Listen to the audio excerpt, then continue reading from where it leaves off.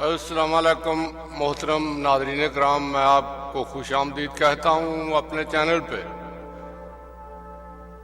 آج جناب میں لے کر حاضر ہوا ہوں روبینہ فیصل صاحبہ کا ایک کالم ہے، پنجابی اور پاکستانیت۔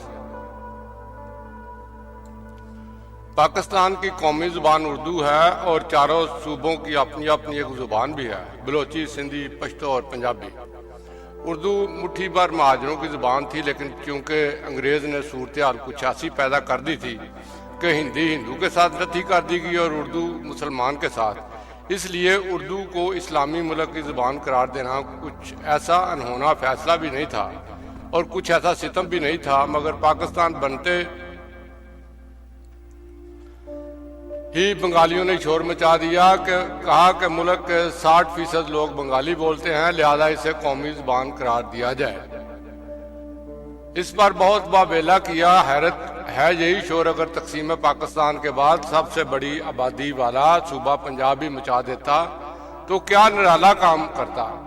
بے زبان کو مذہب اور سیاست کے حوالے کرنے کا رواج انگریز نے ڈالا، مگر اس طریقے کو مقامی لوگوں نے نہ صرف اپنائے رکھا بلکہ فروغ دیا۔ بنگالیوں کے بعد صوبہ سندھ، بلوچستان اور خیبر پختونخوا اپنی اپنی زبانوں کو اردو زبان کے اوپر ترجیح دیتے رہے۔ اس کا اندازہ پہلے بھی تھا، مگر جیسا کہ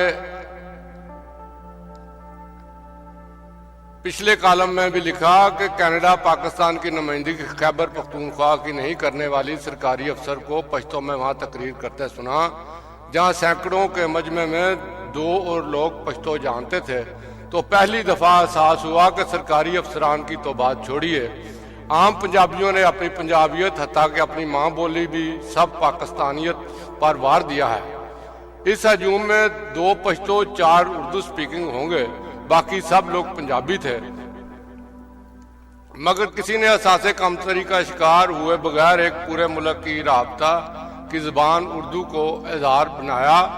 حالانکہ پنجابی اردو کے ساتھ مماثلت کی وجہ سے ہر صوبے کو لوگ سمجھ لیتے ہیں۔ پاکستان سے محبت کے علاوہ پنجابی کا المیہ یہ ہے کہ اپنی اسی سیاست کے کارن تیسری بڑی زبان پنجابی سکھ کی جولی میں آ گری، اس لیے باقی صوبوں کی زبانیں ان کی رہیں، مگر پنجابی پنجاب پاکستان میں یتیم ہو گئی۔ پنجابی نے تعصب کے بغیر اردو کو نہ صرف گلے لگایا بلکہ پنجابی کی طرف مڑ کے نہ دیکھا۔ جہاں دوسرے صوبے والے انتہائی ناانصافی کے ساتھ اردو کو پیچھے دھکیل کر اپنی زبان کو آگے گھساتے ہیں، وہاں پنجاب بالکل مختلف رویہ اپنائے ہوئے ہے۔ دونوں رویے ہی غلط ہیں۔ قومی زبان کی عزت، اپنی زبان سے پیار، یہ رویہ ہونا چاہیے۔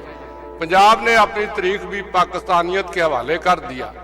حنیف رامی اپنی کتاب پنجاب کے مقدمے میں لکھتے ہیں، لوگوں نے پنجاب کی تہذیب کرنے کے لیے پورس کے ہاتھیوں کی مثال تو زبان عام کر دی جو اپنی فوج کر کچل گئے تھے، مگر راجہ پورس کی بہادری اور اہمیت کو قابل ذکر نہ جانا، جسے سکندر کے سامنے جب لایا گیا تو وہ لہولہان تھا، مگر اس کا سر بلند تھا۔ اپنے ہیروز کی حفاظت اپنا ہی فرض ہوتا ہے، مگر پنجابی اس میں بھی لاپرواہی کر گئے۔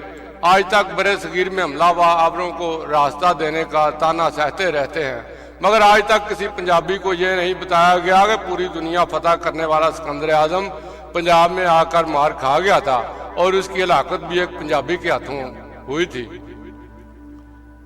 عبداللہ بھٹی کو دلہ بھٹی لٹیرا بنا کر مورخ نے آپ کے سامنے کھڑا کر دیا اور آپ نے یہ جاننے کی کوشش نہیں کی کہ پنجاب کا شیر تھا یا ولن، اس نے مغلوں کے ظلم کے خلاف جدوجہد کی تھی یا غریب عوام کا خون چوسنے والا تھا، جس نے اکبر کے دین الہی کے سامنے سرخم نہیں کیا اور سر عام پھانسی پر لٹکا دیا گیا۔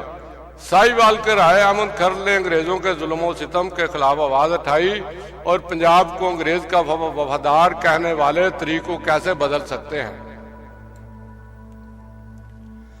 جس میں پنجاب رنجیت سنگھ کی موت کے بعد انگریزوں میں قبضے میں سب سے آخر میں آیا تھا، تب بھی رائے کھرل جیسے جوان مردوں کی مزاحمت جاری رہی اور بھیا فوج ہندوستانی فوج حنیف رام میں اپنی کتاب میں لکھتے ہیں کہ یہ نام حقارت کی وجہ سے نہیں بلکہ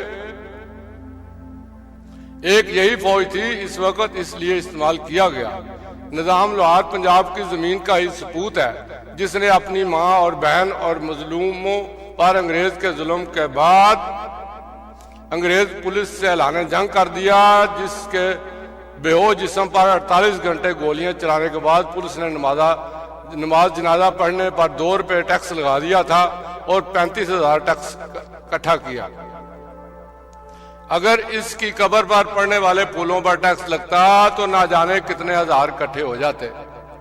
بھگت سنگھ پنجاب کا ایک اور جیدار جسے پنجابی زبان کے ساتھ ساتھ سکھوں کے حوالے کر دیا گیا، سیکولر بھگت سنگھ اور رنجیت سنگھ، ان کے ساتھ پاکستان کے پنجاب نے انہیں سکھوں کی کرپان دے کر خود سے جدا کر دیا۔ ہمارے آنے والی نسلوں کو نہیں معلوم کہ پنجاب کے کیا کیا رنگ ہیں، مزاحمت اور بہادری کی کہانیاں اگر اس زمین سے پھوٹی ہیں تو محبت کا پیغام بھی اسی دھرتی کی پہچان ہے۔ آج دنیا امن اور عالمی امن کے مسئلوں میں الجھی ہوئی ہے۔ پنجاب کے دانشوروں کا یہ خیال ہی نہیں کہ پنجابی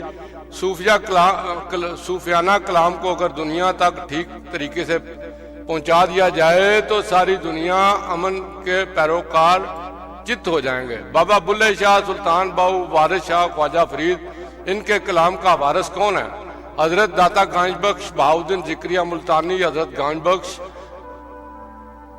حضرت میاں میر امام بری کی سرزمین مجھے بڑی پیاری ہے، مگر ہم پنجابی کبھی متعصب نہیں ہوئے۔ ہم نے پنجاب کی محبت میں کبھی پاکستان کو گالی نہیں دی۔ ہم نے پنجابی کی محبت میں کبھی اردو کو گھر سے نہیں نکالا۔ اردو ادب کی خدمت اور اس کو فروغ جتنا پنجابی شاعروں ادیبوں نے دیا، اردو بولنے والے اس کا تصور بھی نہیں کر سکتے۔ سیاست کے میدان میں بھی پنجابی پنجابیت کو نہیں چمٹے رہے، بلکہ سندھی وزیر اعظم کو بھی آنکھوں پر بٹھایا اور پٹھان کو بھی سینے سے لگایا۔ پاکستان صرف پنجاب نہیں، اگر ہے تو صرف اس لیے کہ پنجابیوں نے اپنی پنجابیت چھوڑ کر پاکستانیت کو گلے لگا لیا ہے۔ علاقے اور علاقائی زبان سے محبت کوئی عیب نہیں، ضرور ہونی چاہیے، مگر اس کے لیے پاکستان کو گالی دینا ضروری نہیں۔ اپنی علاقائی زبانوں کو زندہ رکھیں، مگر قومی زبان کی بے عزتی کرنا ضروری نہیں۔